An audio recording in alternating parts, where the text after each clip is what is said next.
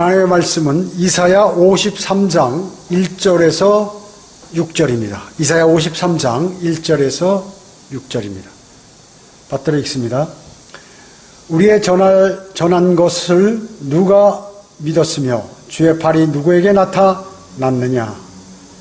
이는 그가 그 앞에서 연약한 싹 같고 마른 땅에서 나온 뿌리같이 자랄 것이며 그는 모양도 우아함도 없으시니 우리가 볼 때에 그를 흠모할 아름다움도 없음이라.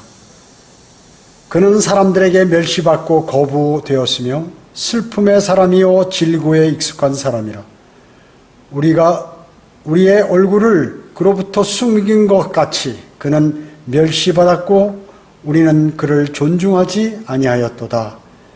실로 그가 우리의 질고를 지고 우리의 슬픔을 지었는데도 우리는 그가 형벌을 받아 하나님께 맞으며 고난당한 줄로 생각하였도다. 그러나 그는 우리의 허물로 인하여 상처를 입었고 그는 우리의 죄악으로 인하여 상하였도다. 우리의 화평을 위한 징계가 그에게 내려졌고 그가 맞은 채찍으로 우리가 치유되었도다. 우리는 모두 양같이 길을 잃어 각자 자기 길로 돌이켰으나 주께서는 우리 모두의 죄악을 그에게 지우셨도다. 이렇게 말씀하고 있습니다. 오늘 말씀 제목은 마음속에 새기어 간직할 십자가입니다. 마음속에 새기어 간직할 십자가입니다. 오늘 읽은 하나님의 말씀은 예수 그리스도께서 태어나시기 약 700년 전에 선지자 이사야가 하나님의 영을 받아 예수 그리스도께서 고난을 당하시며 십자가의 형벌을 받으실 것을 예언한 그러한 말씀인 것입니다. 우리가 당할 형벌을 대신 받으신 희생적 사랑의 속죄를 말씀하고 있는 것이죠. 대음악가 핸델이 질병과 파산으로 절망 속을 헤매고 있었습니다. 그때 아일랜드의 더블린 총독이 그를 초청해가지고 격려를 해줬죠. 그러면서 그때 그 유명한 메시아를 작곡을 시작했습니다. 작곡 중에 이사야 53장 3절에 보면 그는 사람들에게 라는 이런 구절에 이르자 그는 무릎을 꿇고 한참만 울고 난 뒤에 나의 고통과 나의 절망을 다 겪으신 분 과연 나의 주님이시다라고 이렇게 외쳤습니다. 사도행전 8장에 보면 주의 천사의 명령에 의해서 빌립이 예루살렘에서 가자에 이르는 사막길에서 에디오피아 내신을 만나게 됩니다. 에디오피아 여왕 칸타케 휘하의 재정을 담당하는 그러한 내시죠. 그가 돌아가면서 그 마차에서 읽은 글이 바로 이사야 53장 7, 8절입니다. 7절 보면 그가 억압을 당하고 고난을 당하여도 그는 입을 열지 아니하였으니 그가 어린 양처럼 도살장으로 끌려가며 또 털 깎는 입을 열지 아니하였으며 그가 어린 양처럼 도살장으로 끌려가며 또 털 깎는 자들 앞에 양이 말이 없듯이 그가 자기 입을 열지 아니하였도다. 그가 감옥과 재판에서 끌려갔으니 누가 그의 세대를 선포하리요. 이는 그가 산자들의 땅에서 끊어졌으며 그가 내 백성의 허물을 인하여 형벌을 받았음이라. 이렇게 말씀하는 이 7, 8절을 읽고 있었어요. 그런데 이 말씀이 무엇인지 깨닫지 못하자 빌립이 주 예수 그리스도를 그에게 전하고 그리고 내시가 주님을 영접하면서 그 내시는 구원을 받는 그러한 구절인 것입니다.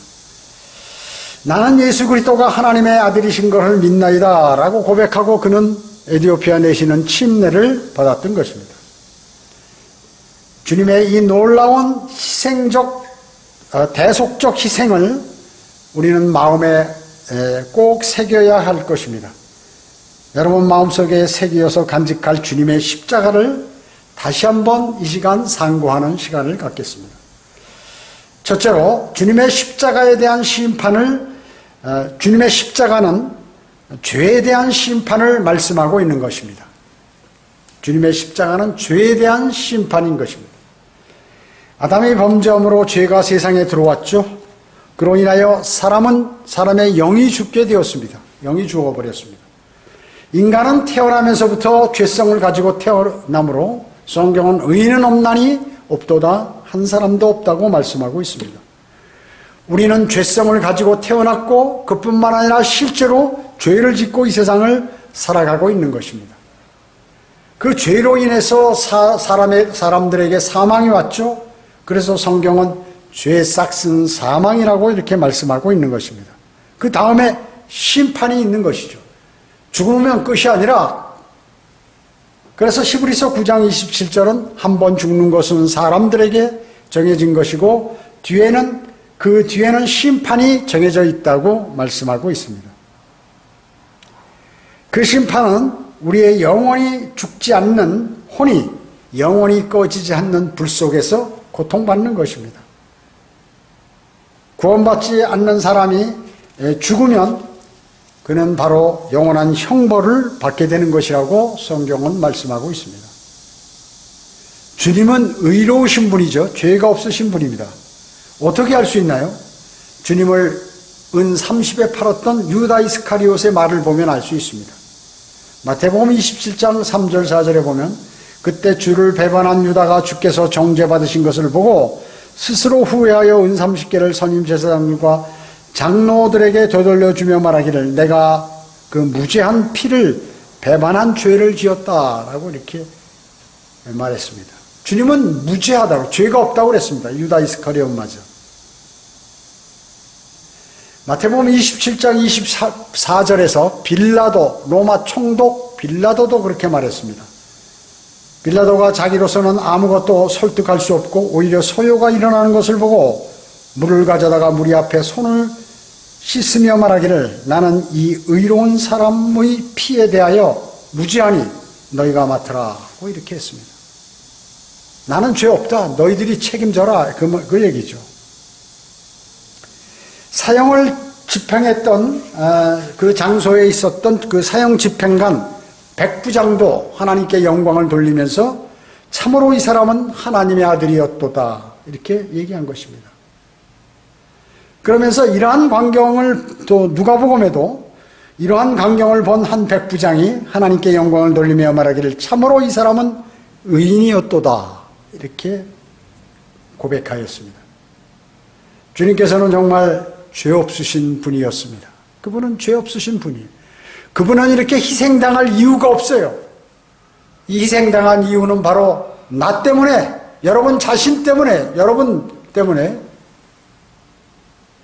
또 저 때문에 이렇게 당하셨던 것입니다. 그분께서는 우리의 모든 죄를 담당하시고 십자가에서 피 흘리시고 고통당하시고 죽으셨습니다. 그분이 얼마나 고난받았는지 하는 장면은 마태복음 27장에 나와 있습니다. 한번 찾아보시기 바랍니다. 마태복음 27장 26절 한번 찾아보겠습니다.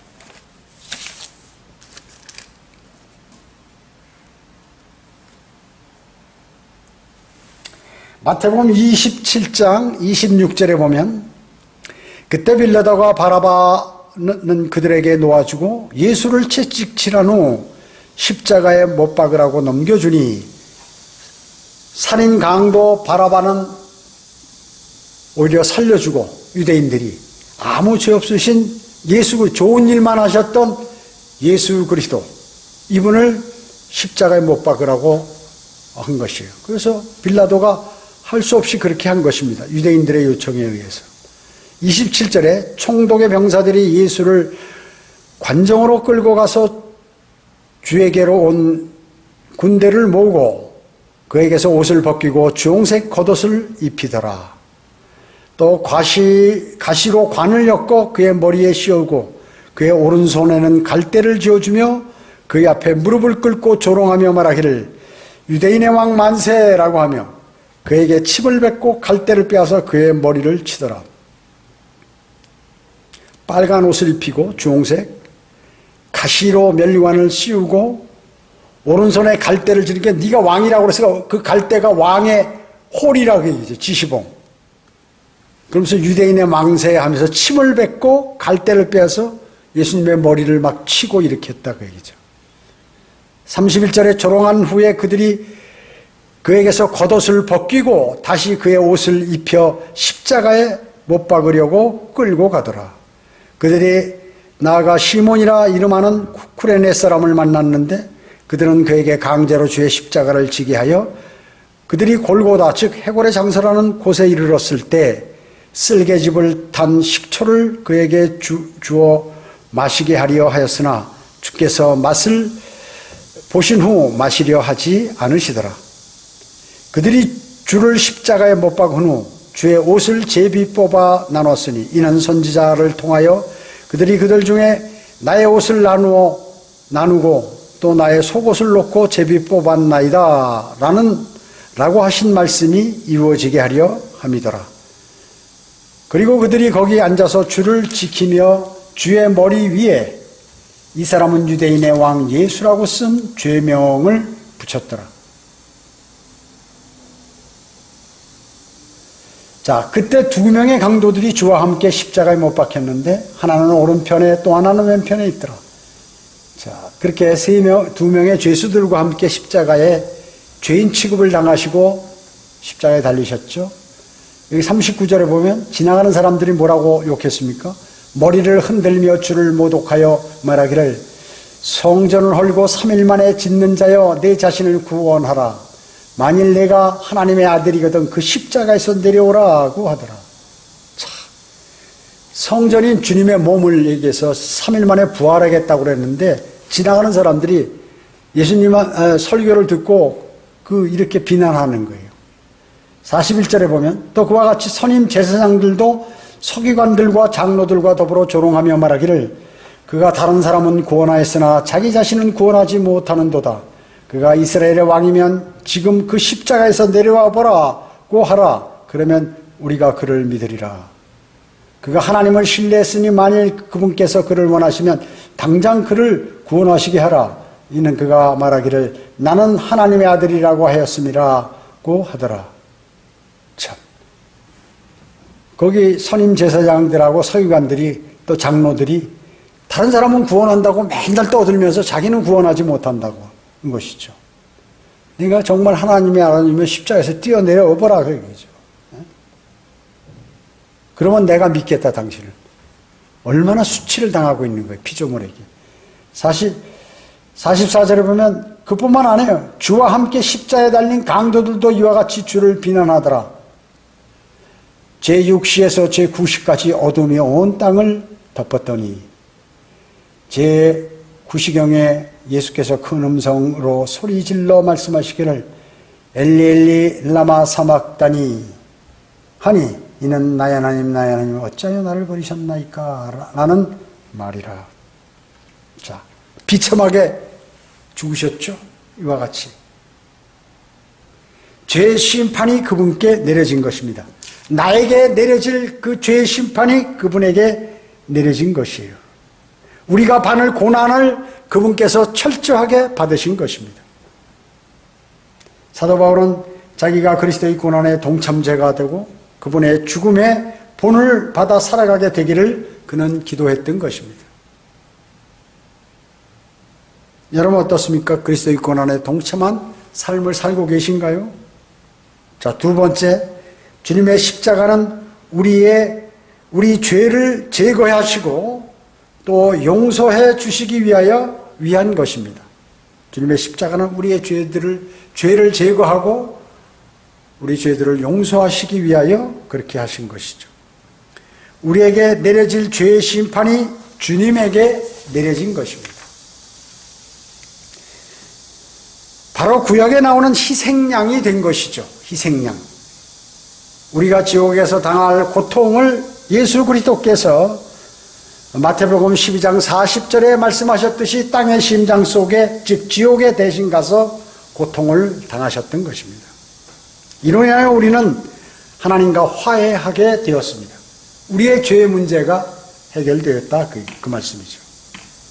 골로새서 1장 20절에서는 그의 십자가의 보혈을 통하여 화평을 이루고 땅에 있는 것이나 하늘에 있는 것이나 그에 의하여 모든 것이 자신과 화해하게 하시려는 것이라 이렇게 말씀하셨습니다. 그분은 모욕을 당하셨으나 다시 모욕으로 갚지 않으셨습니다. 고통을 당하셨으나 위협하지 않으셨죠. 오직 의롭게 심판하시는 하나님께 자신을 의탁하였습니다.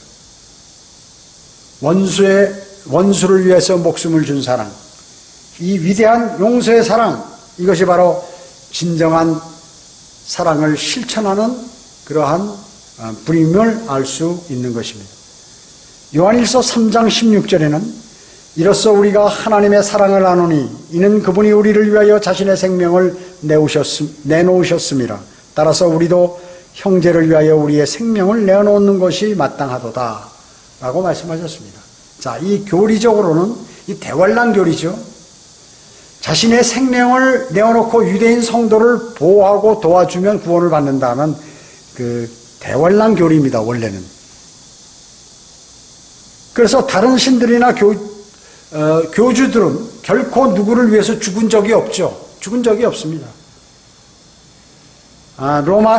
이것을 영적으로 적용하면 큰 용서함을 받은 자는 사실 우리도 형제들을 사랑해야 한다는 것이, 용서해 주어야 한다는 그러한 의미도 내포되어 있는 것입니다. 셋째로, 주님의 십자가는 부활의 승리를 안겨준 것입니다.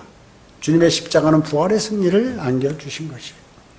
만약에 주님께서 부활하시지 못했다면 우리의 부활도 없는 것입니다.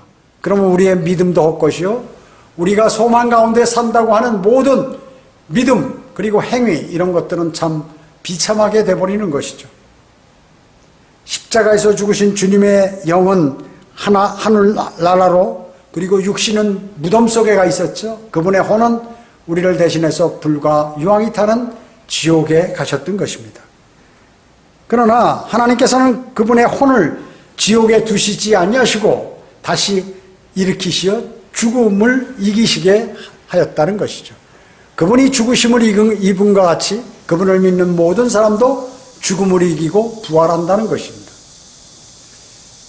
주님은 부활하신 후 40일간 지상에 계시면서 제자들과 교제하고 여인들과 대화하며 500명 이상에게 보이시고 교제하셨으며 하나님 나라에 관해서 전하고, 그리고 많은 사람들이 보는 가운데 하늘로 승천하셨습니다.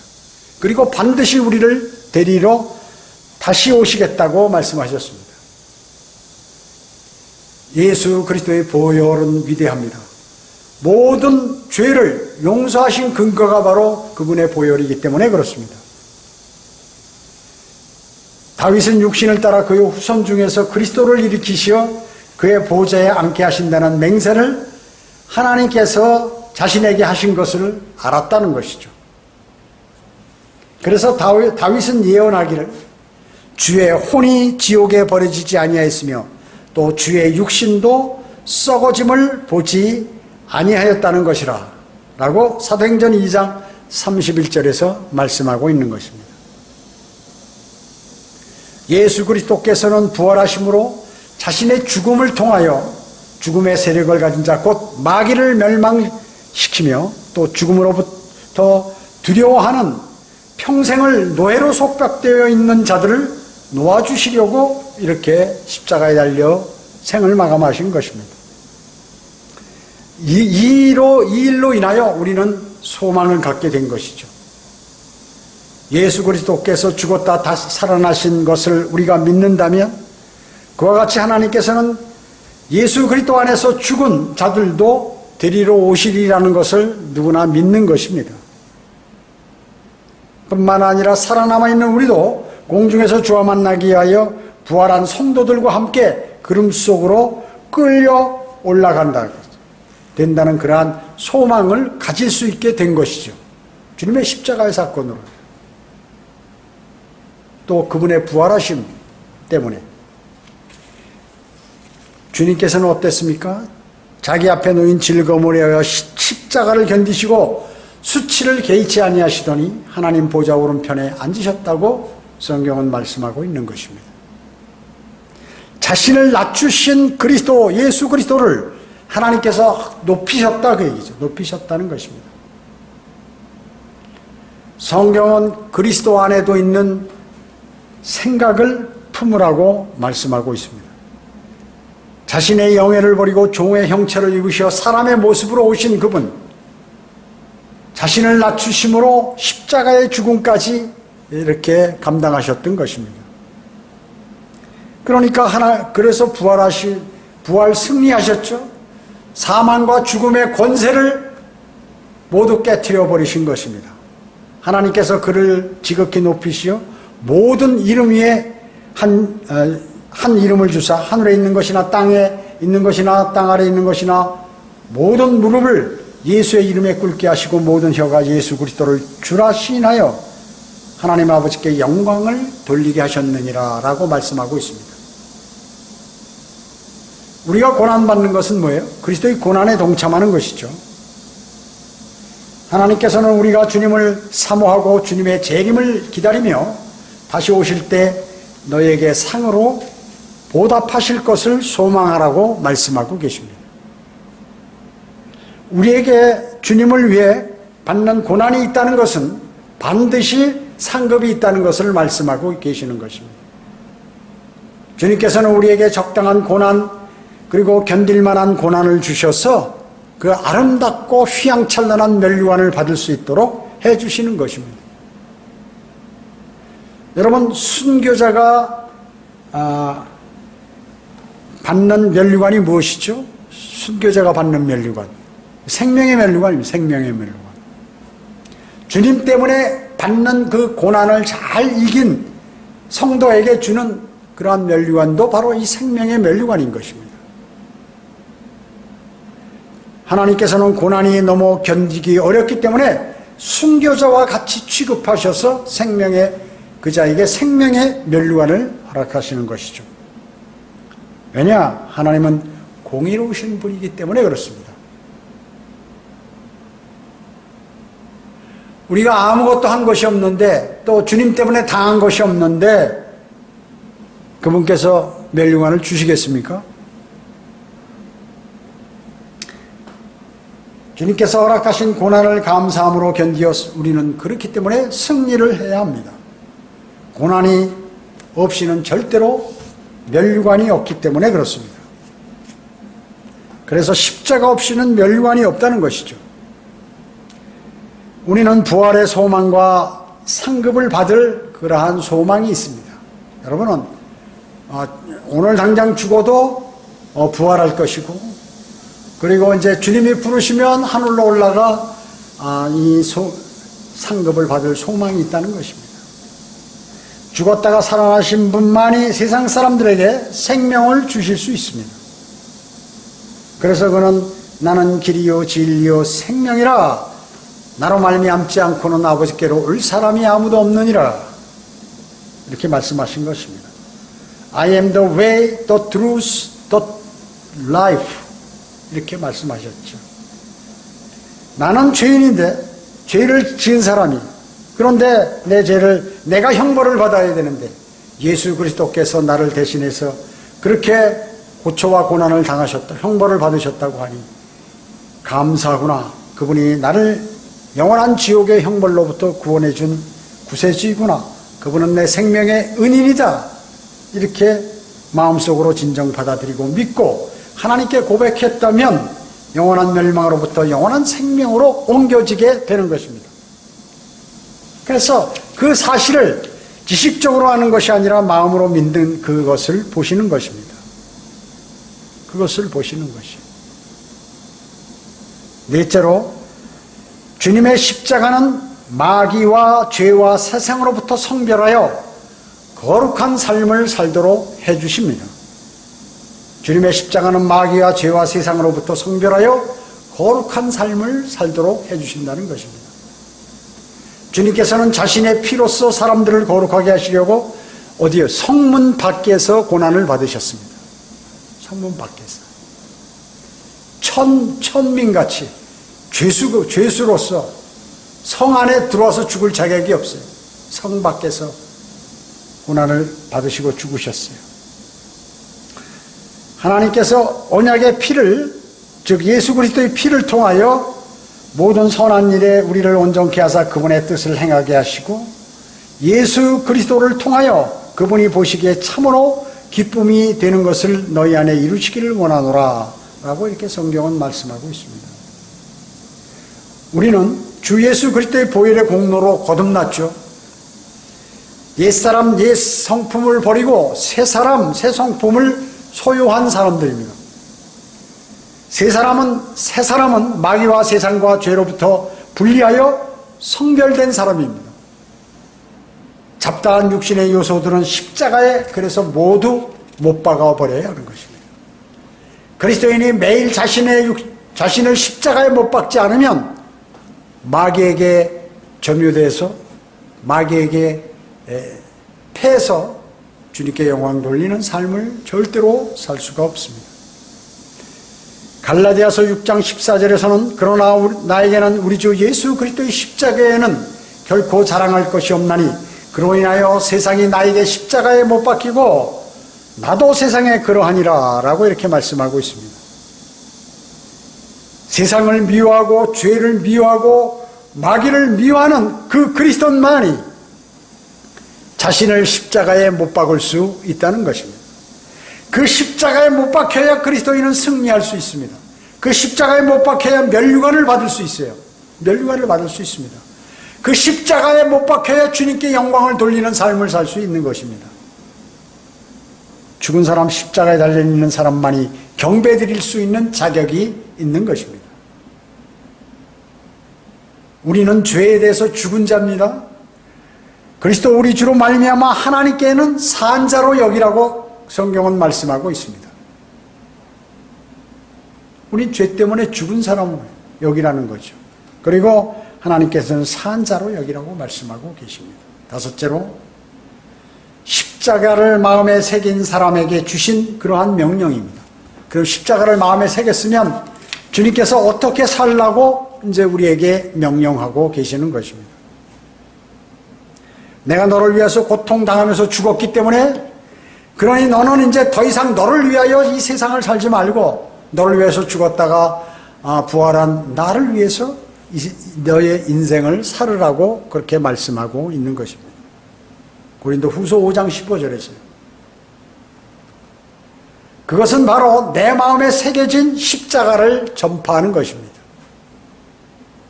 왜냐? 주님의 십자가의 보혈의 공로로 의지하지 않고는 구원이 절대 있을 수 없기 때문에 그런 것입니다.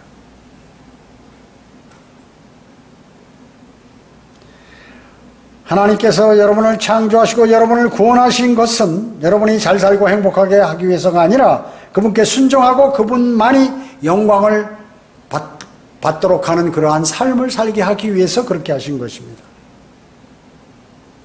고린도 전서 1장 18절은 십자가를 전파하는 것이 멸망하는 자들에게는 어리석은 것이지만 구원을 받은 우리에게는 하나님의 능력이라고 말씀하고 계십니다. 하나님께서 여러분에게 능력 주신 것은 그분께서 영광 받으시기 위하여 여러분에게 능력을 주신 것입니다. 여러분이 잘나고 여러분이 잘되고 여러분이 돈 벌고 여러분의 명성을 위해서 주신 것이 아니라 주님의 영광을 위하여 살라고 그렇게 해주신 것입니다. 능력을 주신 것이에요. 우리는 능력의 복음을 전파해서 죄의 사슬을 끊고 사라져가는 많은 혼들을 주님 앞으로 이겨오는 것입니다. 주 예수 그리스도께서는 핏값으로 우리는 영원한 형벌과 멸망으로부터 구원을 받게 되었죠. 주님의 갈보리 십자가는 우리 마음속 깊숙이 영원히 새기게 될 그러한 중요한 내용인 것입니다. 그분의 십자가는 죄의 심판을 의미하며 우리의 죄를 용서해 주시는 사랑을 말씀하고 계시고 부활의 소망을 갖도록 하며 이 땅에서는 거룩한 삶을 살며 복음과 진리를 전파하고 주님께만 경배해 드리라는 주님의 명령인 것입니다. 주님의 명령인 것이에요. 우리는 이러한 주님의 십자가를 마음에 새긴 그러한 그리스도인들입니다. 그리스도인들이에요. 그리스도인의 남은 삶은 주님의 말씀에 순종하고 그분을 섬기며 헌신하는 그러한 삶을 살라는 것입니다. 그런데 대부분 그리스도인들은 이것을 생각하지 못하고 주님께서 자신을 위해서 지금도 계속해서 나를 지원하고 나를 위해서 살라고 그렇게 명령하고 있어요. 도리어 하나님께. 그렇지 않습니다. 우리는 값을 치르고 산 그러한 종입니다. 주님이. 종은 뭐예요? 주인을 위해서 사는 거죠. 우리에게 곧 주님께서 오셔서 면류관과 상급을 주실 것입니다. 그때 우리는 주님을 믿고 성경대로 이 세상을 사는 것이 너무나 내가 잘했구나. 정말 내가 약간 힘든 것 같았었는데 때로는 견디기 어려운 것 같았었는데 잘 견디고 나니까 참 그렇게 하기를 내가 정말 잘했구나 하는 것을 아시게 될 것입니다. 그렇게 자신을 칭찬하며 영원 무궁토록 하나님께 또 주님께 영광을 돌리며 그리고 감사하며 또 찬양하며 그렇게 여러분은 아름다운 곳에서 영원히 사실 것입니다. 수많은 사람들이 주 예수 그리스도의 십자가의 의미를 과소평가하고 또 무시하고 그렇게 있지만 이것은 참 큰일입니다. 주님께서는 모든 사람이 구원을 받길 원합니다. 구원을 받았으면 바른 하나님의 말씀으로 진리의 지식에 이르기를 또 원하고 계시는 것이에요. 그리스도인이 진리의 지식에 이르러서 영적으로 성장해야 그리스도의 군사가 될 수 있고 마귀와 대적할 수 있습니다. 그렇게 그리스도의 군사가 되지 못하면 마귀가 공격할 때 패할 수밖에 없습니다. 우리는 오늘 하나님의 말씀을 통하여 마음속에 새기어 간직할 그러한 주 예수 그리스도의 십자가를 늘 기억하고 어려울 때나 힘들 때나 또 기쁠 때나 슬플 때나 즐거울 때나 그리고 위험이 닥칠 때 모두를 주 예수 그리스도의 십자가를 기억하면서 그분께 매달리고 그분과 간절히 교제함으로 그분의 도우심으로 주님 오실 날까지 능히 믿음을 견지해야 하는 것입니다. 오늘 말씀은 정말로 우리가 다 아는 것 같지만 때로는 그 사실을 잃어버리고 바쁜 이 세상을 살아가다가 정말로 주님을 위해서는 아무런 일도 못하고 생을 마감하거나 주님이 오시게 되는 그 결과를 초래하게 되는 것입니다. 우리는 마음속에 주님의 그 십자가 그것을 생각할 때 모든 것을 이길 수 있고 그리고 마귀의 공격으로부터 취약하지 않고 이렇게 견뎌내며 또 승리할 수가 있는 것입니다. 기도하겠습니다. 주님 감사합니다. 저희는 오늘 마음속에 새겨 간직할 십자가에 관하여 하나님의 말씀을 마음속에 새겼습니다. 이러한 위대하신 하나님의 말씀들은 절대로 잊어버릴 수 없습니다. 저희 마음판에 새겨서 주님 오실 날까지 그 이후에도 영원히 주님을 찬양하고 주님께 영광 돌리는 삶을 살아가도록 주님 인도해 주시길 간절히 기도를 드립니다. 모든 은혜에 감사드리오며 다시 오셔서 저희를 데려가실 주 예수 그리스도의 이름으로 기도드립니다. 아멘.